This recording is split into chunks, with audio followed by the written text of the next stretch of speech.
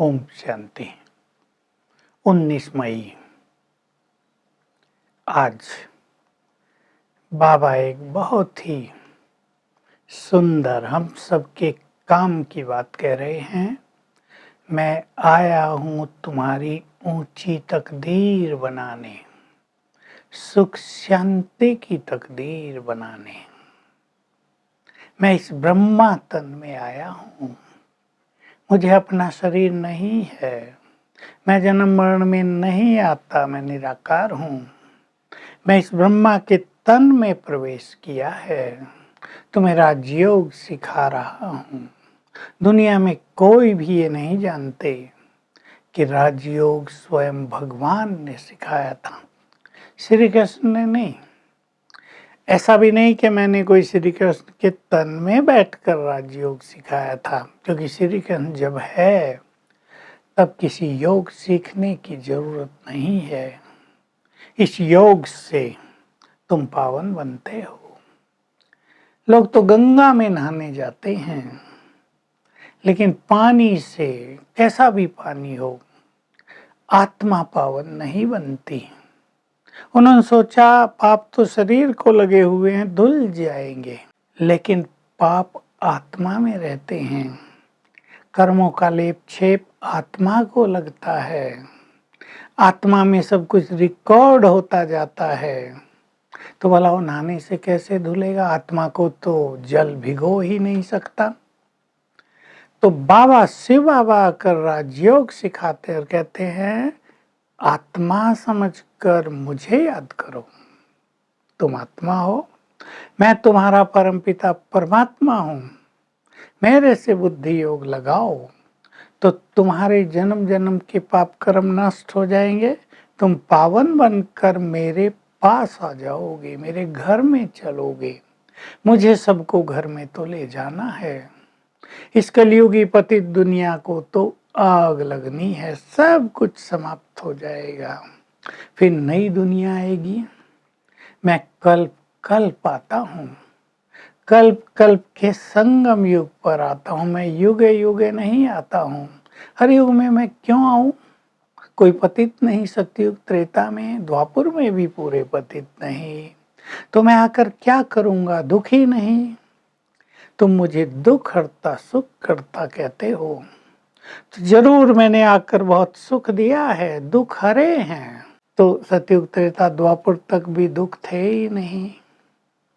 तो मैं आकर क्या करूँगा? कलयुग के अंत में जब इस संसार में दुख ही दुख हो जाते हैं और तुम सब मुझे पुकारने लगते हो, हे दुख हरता सुख करता आओ, हे पतित पावन आओ, तब मैं आता हूँ, तुम्हारे दुख हरता हूँ और तुम्हें बताता हूँ तुम्हें दुखी किसने बनाया? 5 विकारों ने। मनुष्य को दुखी नहीं कर सकता। दुखी करते हैं काम, क्रोध, लोभ, मोह, अहंकार, ईर्ष्या, द्वेष, नफरत। ये दुखी करते हैं। इन पर विजय प्राप्त करो तो तुम सुखी हो जाओगे। तुम्हारा जीवन भी बहुत मूल्यवान है। इसमें तुम मेरे पास आ गए हो, तुम मेरे सम्मुख बैठे हो, मुझसे ज्ञान सुन रहे हो, राजयोग सीख रहे हो, अपनी तकदीर को महान बना रहे हो। तो तुम्हें भक्तों की तरह मुख से हाय हाय नहीं करना है, हाय राम, हे भगवान मुझे ठीक करो। तुम्हें तो शांत में रहकर योग युक्त होना है। तो योग की शक्ति से सब कुछ आप ही ठीक हो जाएगा। तकदीर बनाने आए हैं, याद दिला रहे हैं। तुम्हारी तकदीर कैसी थी? लक्ष्मी नारायण का चित्र दिखाते हैं बाबा। ऐसी महान तकदीर थी तुम्हारी। नर नारायण था, नारी लक्ष्मी समान थी। तुमने 84 जन्म लिए। 84 लाख नहीं, 5000 साल का ये खेल है। 5000 वर्ष में कोई 84 लाख जन्म नहीं ले सकते। इतने जन्म तो किसी को याद भी नहीं आएंगे। तुमने केवल 84 जन्म लिए। उतरते उतरते तुम अब यहाँ आ गए हो। अब तुम्हारी तकदीर में फिर से महान बनाने आया हूँ। तुम्हें पुरुषार्थ करके अपनी तकदीर ऊंची से ऊंची बनानी है, महान बनानी है। तकदीर बनती है पढ़ाई से, तकदीर बनती है प्योरिटी से, तकदीर बनती है राजयोग से, और जो यज्ञ भगवान ने रचा है उसमें पूर्ण सहयोग करने से तकदीर बनती है। कई लोग ऐसा सोचते हैं कि यज्ञ में सहयोग कर दिया, धन दे दिया, तन लगा दिया, अपनी कोई टैलेंट, कोई स्किल को यूज कर लिया यज्ञ सेवा में, तो तकदीर ऊंची बन जाएगी। बन तो जाएगी पर बहुत ऊंची नहीं। तकदीर महान बनानी है तो पहले पढ़ाई। बाबा ने कहा जो संपूर्ण श्रीमत पर चलेंगे उनकी तकदीर सर्वश्रेष्ठ हो जाएगी। देखिए, हमारी तकदीर का खेल हमारे कर्मों से है, हमारी संकल्प शक्ति से है, हमारी बैटरी कितनी चार्ज हो रही है उससे है। हमें अपनी संकल्प शक्ति बढ़ानी है। हमें ये याद रखना है, संकल्प की शक्ति ही भाग्य की एनर्जी है। इससे हम श्रेष्ठ भाग्य बना सकते हैं। योग जितना अच्छा हमारा होगा, बैटरी चार्ज होती जाएगी, हम पावन बनते जाएंगे, हल्के होते जाएंगे। इसका अर्थ है हमारा भाग्य श्रेष्ठ बनता जा रहा है।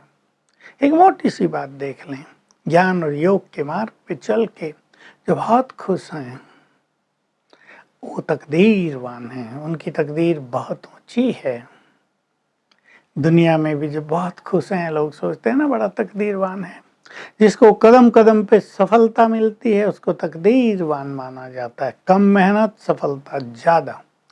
हमें भी यहाँ बाबा राजयोग सिखाकर सफलता का वरदान दे देते हैं, तो कदम कदम पर हमें भी सफलता प्राप्त होती है। और हमें याद रखना है, जिसको कदम कदम पर यहाँ सफलता मिलेगी उसको जन्म जन्म हर कदम पर सफलता प्राप्त होगी, क्योंकि ये भगवान का दिया हुआ वरदान अविनाशी बन जाएगा।